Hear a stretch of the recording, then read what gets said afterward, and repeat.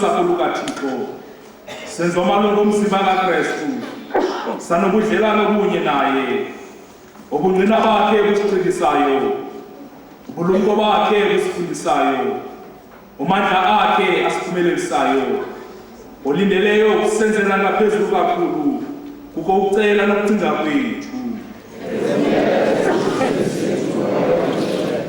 Ikwayara isikhokhele ngethulo le-11 bulelani kuYehova kuba elungile kuba ububele bakhe kubo baphakade matsha amaSirayeli indlu zawo zonke athi ububele bakhe kubo baphakade.